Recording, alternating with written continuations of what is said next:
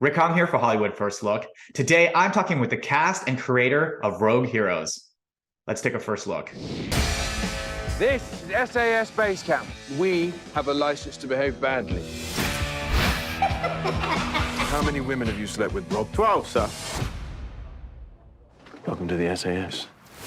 I was wondering for you, Stephen, is there something about you that you like these historical pieces when it comes to a Peaky Blinders or a Taboo? I did a whole after show on Taboo as a podcast, or I don't know if it's maybe you just like seeing actors in itchy clothes. Itchy clothes, or no clothes, as in the case. Yeah, I mean, I like lots of different things. I do like dealing with true historical events and trying, especially if they're untold stories, especially if they've not been told a million times. And trying to find the reality of it, because I think what often happens, especially in Britain, actually, when we go more than 100 years ago, suddenly everybody changes the way they are, as if everyone spoke, as if everything was written down in advance. Whereas I'm interested in looking at history, knowing that people were pretty much the same as then as they are now. They were just as flawed and dopey and made mistakes. So I like to introduce the chaos of reality into the narrative of history if possible.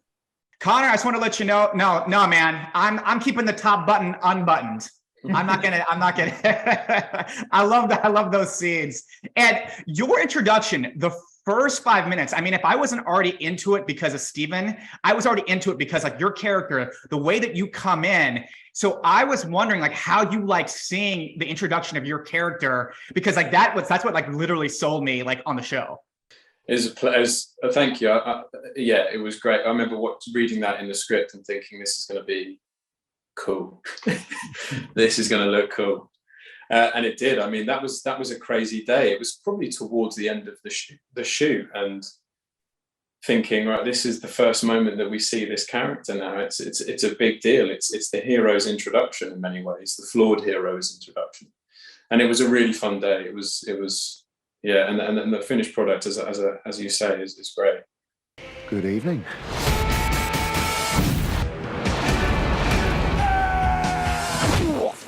Finally, I feel at home.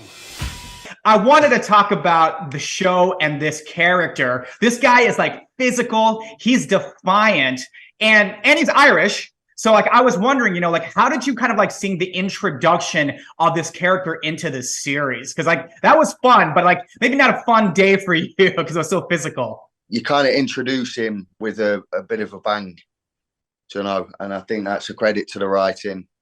I think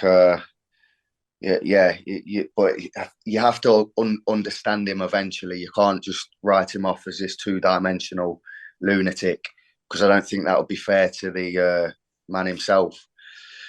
So no, that's a credit to the writing, Stephen, making it exciting and grabbing you and making you lean forward and wanting to know more, hopefully.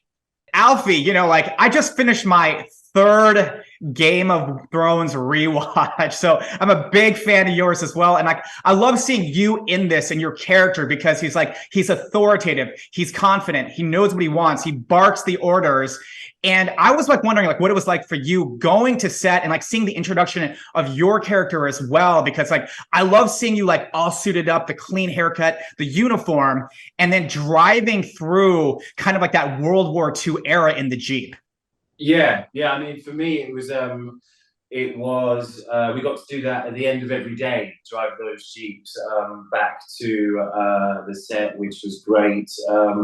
And yeah, just to play a character that had been instrumental in stopping the spread of fascism in the Second World War, and just as an actor to play a real life character is something that really lends to being able to, pull from kind of source material and do some real kind of research into a real life person, and hopefully do that version, or do some version of them justice that's been left of their legacy. So I would say, yeah, for me it was it's just an honor to portray a character such as Jock Lewis. You can find Rogue Heroes now playing on Epix.